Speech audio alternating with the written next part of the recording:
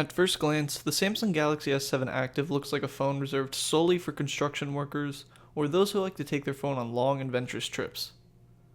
However, the Active is much more than just a rugged phone.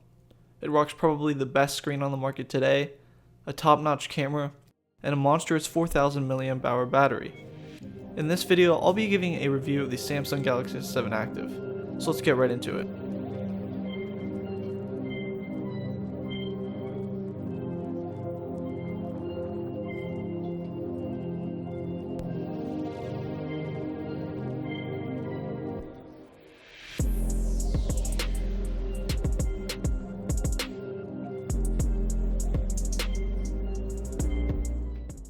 Now, unlike the all-glass S7, the Active features a rubberized case that circles around the corners of the device. You can see they're a bit scuffed up from sustaining some drops, and it's safe to say that the rubber will absorb most of the impact rather than the screen if a drop were to occur. Now, the back here is a plastic material with a dimpled texture, and the sides have an all-metal frame. I actually like the contrast in materials used because the phone feels extra solid and firm in the hand. Physically, this phone is built like an absolute tank. However, aesthetically, I'm not really a fan of this camouflage color simply because it seems a bit too cliche for a rugged type phone, but fortunately they are offered in titanium gray and sandy gold variants, which I think look much better. So on the left and right sides of the phone, you'll notice the all-metal frame and curved edges, which look really nice. On the right side is the power button, and under that is the SIM card and microSD card tray, and on the opposite side is the volume rocker, and above it is a programmable button, which Samsung calls the Active key.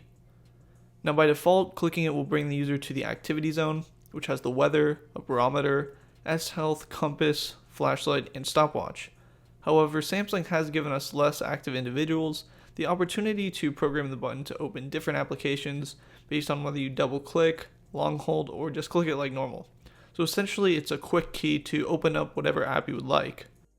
Like the Galaxy S7 and S7 Edge, the Active has IP68 rating, which means it can withstand up to 5 feet and 30 minutes of immersion in water.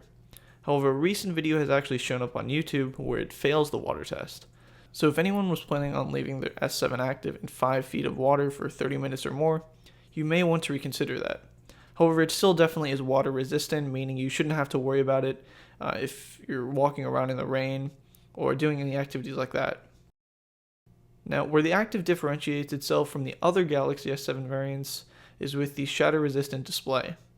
And a shatter-resistant display doesn't necessarily mean that it won't crack, it just means that the display won't shatter and break into 1,000 different pieces and cut your finger if you run your finger across the display. The screen will still be smooth to the touch if you actually manage to somehow crack the Gorilla Glass 4 screen. On the front of the Galaxy S7 Active is its bright, beautiful 5.1-inch Quad HD AMOLED display, which looks really great under all conditions, whether it's under direct sunlight or in the comfort of my house. Now, Samsung really didn't cut any corners on the Active, as its screen is identical to the S7's with its 2560 by 1440 display at 576 pixels per inch. Under the display are 3 physical buttons, which is the change from the S7 and S7 Edge. The buttons are tactile and responsive, and have the same nice texture as the back of the Active. One addition to the phone this year is that Samsung has managed to fit in a fingerprint sensor into the home button, which is always nice to have. Really, one of my only complaints with the Galaxy S7 Active is the software. It runs Android 6 Marshmallow with TouchWiz as Samsung's custom skin, and like usual, I would install a custom launcher like Novo or the stock Android Google launcher over it because there's simply so many extra apps included from Samsung and AT&T. One of the less commonly known downsides of all the bloatware is that it takes up a ton of the internal storage. So while you may think you're getting 32 gigabytes of internal storage on your new phone, in reality it's only an extra 11 gigabytes. However, luckily there is expandable storage up to 200 gigabytes, which should fix those issues, and I'll link to a couple micro SD cards in the description for anyone who plans on picking up this phone. Despite all the bloatware, the Active is very quick and responsive thanks to that Snapdragon 820 chip.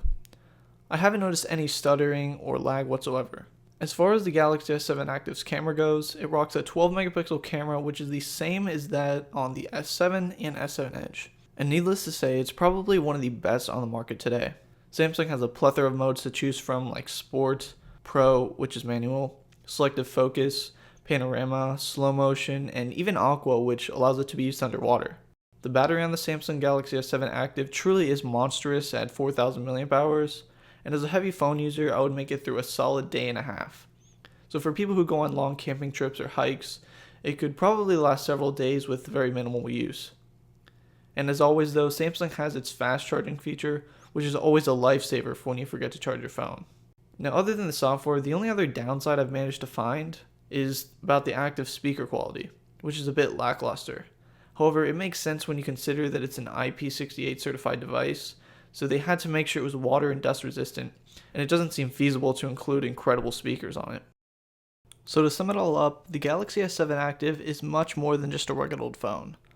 The Active is everything the Galaxy S7 is and more, with its shatter-resistant display, giant battery, and tough shell. And while most rugged phones aren't really worth taking a look at for anyone who wants a high-end device, the Galaxy S7 Active is the exception. If anyone's interested in checking out more on the Galaxy S7 Active, be sure to check out the links below, like the video, and subscribe. Thanks for watching, and I'll see you all in the next video.